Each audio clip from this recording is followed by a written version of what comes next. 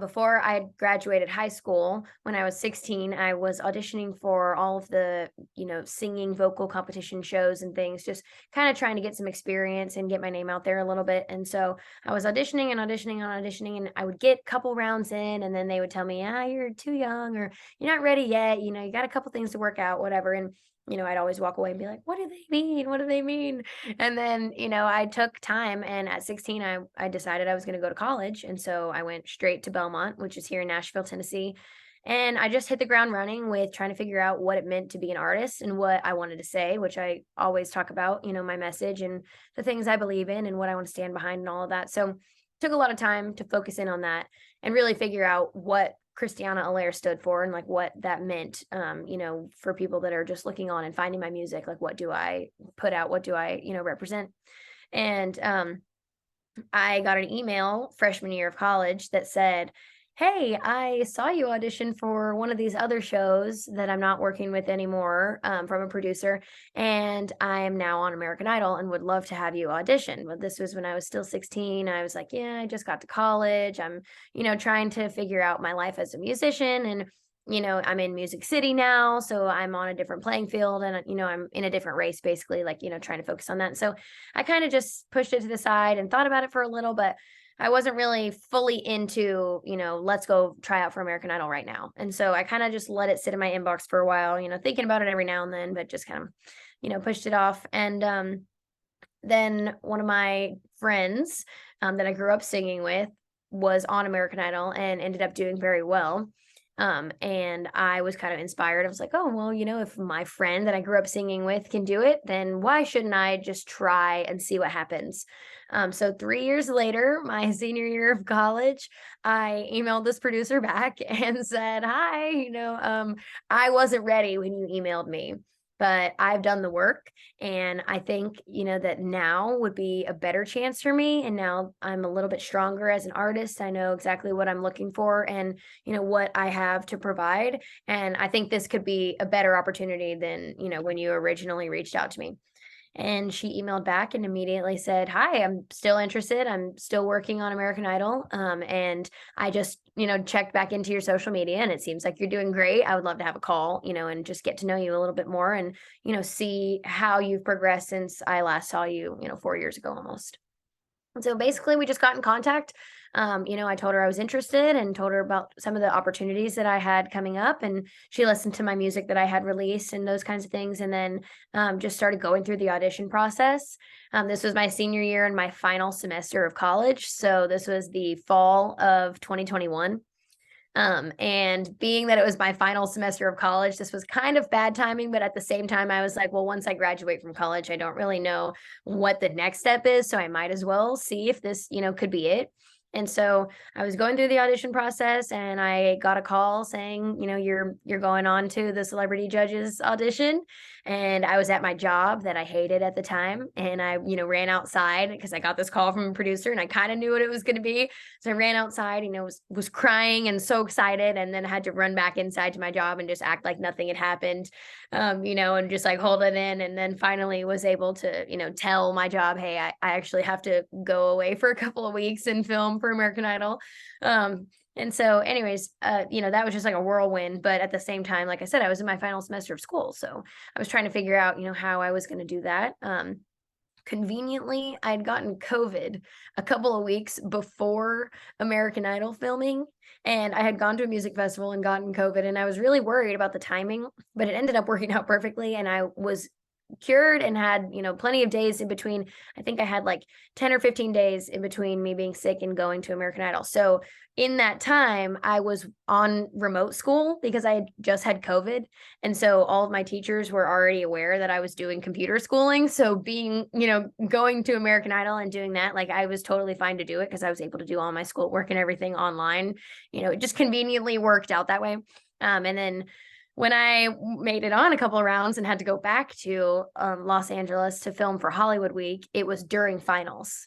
And that was not as smooth. But thankfully, I was in a music business degree. So I just went to my professors and told them what was going on. And they said, we're built for this. A lot of students in our programs go through processes like this. And so they completely understood. They gave me ample time, to once I got back to take all of my tests and everything, and, didn't hold me back or anything. So it ended up working out perfectly. I got great grades and graduated on time. So it was awesome. And also did American Idol, which was really cool. Yeah, so that whole thing just That's awesome. randomly. That's awesome about the professors, because the school I went to wasn't very they weren't very lenient with things that you had to go and do while taking a final exam or Oh something. So yeah. that's cool you had that experience. Yes, they had a lot of students in that realm. Being that it was a music business program, a lot of us were trying to be musicians after school. That was kind of the whole purpose of us being in the program, was to learn about the music industry and how to navigate and stuff. So, they were no stranger to students leaving. Even I had another person in some of my same classes that was going on tour and was having to do the same thing. So, they were able to work those things out for me really easily. So now describe to us what it's like to be, because you got in front of the American Idol judges, correct? What was that like? I mean, talk about being in front of a crowd. You've got Katy Perry, Luke Bryan, and Lionel Richie. Yeah. Walk us through. So it was kind of a surreal experience, because when you're in front of them for the first time, they don't feel real. And they're they're sitting in front of you, and you're standing in front of them, and the bench is a lot farther back than you think it is watching it on the show. So when I walked in, I was like, whoa, they're so far away, and they don't look real. They're beautiful with all their lights and everything, and I'm like, they look like dolls. They look kind of like wax museum characters. And then they start talking to you, and you're like, oh my gosh, that's a real person that I have been waiting to meet for my whole life. And I've actually seen Katy Perry in concert, and Luke Bryan walked past me in a restaurant once. So seeing them in those capacities, and then seeing them 15 feet away from me, it was completely different. Let alone telling them about my life, and then, singing for them and performing for them. So the first time I was very nervous, but because it was a smaller room, and it was a little bit more of an intimate experience, I was, able to kind of push past that and do my first performance. They obviously put me through, and then I was able to go to Hollywood Week.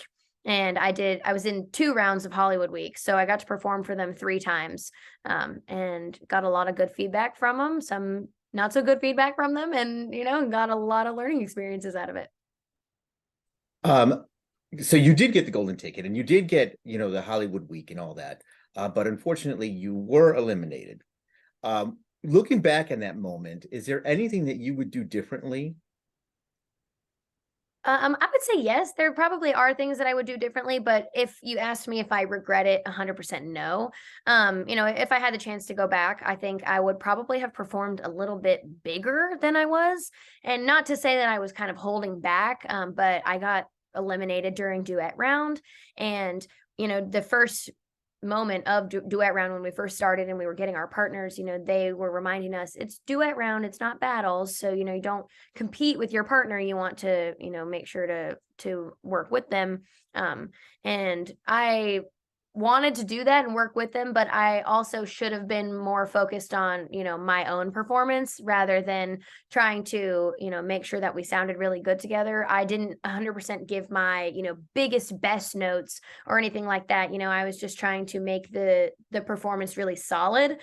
So doing harmonies and things like that, rather than taking like big lead lines and, stuff like that. So I would probably go back and change a couple of those things, but even if it propelled me to the next round, I think that I've landed exactly where I needed to and learned exactly what I needed to get to the next phase of my career as a musician, not just the next round of American Idol. And it's very mature what you're saying. That you waited a little bit to come to take this opportunity. And of course, the American Idol environment is so creative, and there's so much insight there and so much information. I have to ask you, what advice what was the best advice given to you by any of the American Idol judges, or anybody who wasn't the American Idol judges? Because, like I said, there's insight, there's information everywhere in that whole environment. What was the best advice given to you? Again, a loaded question because so much advice and so much Mhm. feedback is just flowing around the rooms at all times.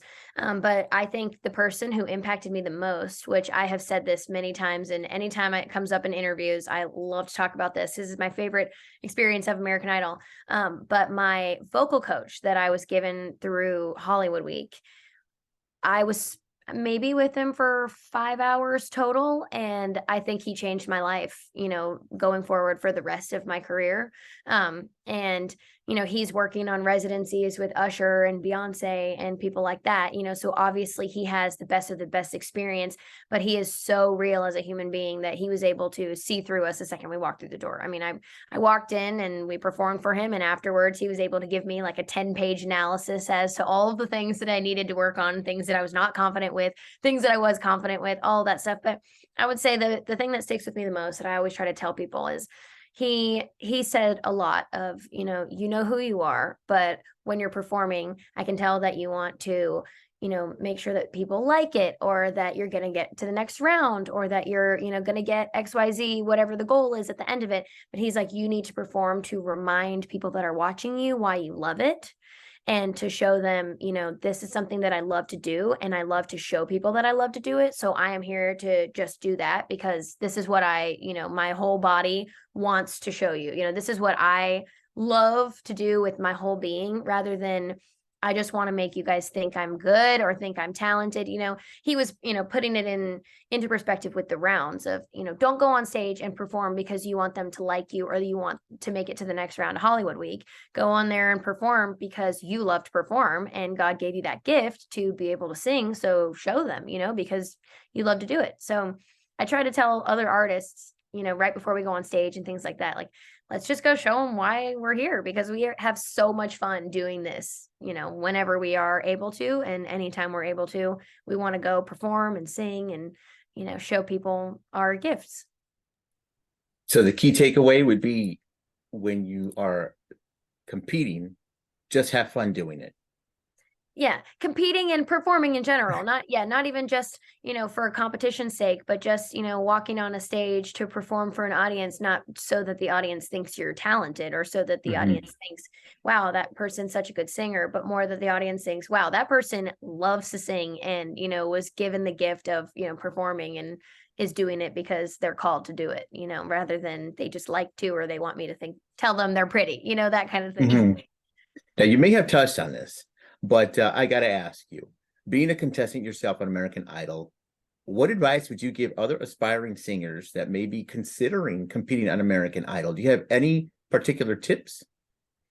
I think they are looking for someone who wants to grow and, wants to learn a lot about themselves and about the industry, about the music. And I think that people who want to audition should go in knowing exactly who they are and knowing, what their message is and the things that they are and are not willing to do, and I think it's really important to just know yourself before you go in and be willing to, when they ask you who you are, tell them exactly who it is, and be very real, because they're rolling all the time and they want the most natural, responses and things. They want America to get to know each performer for who they are.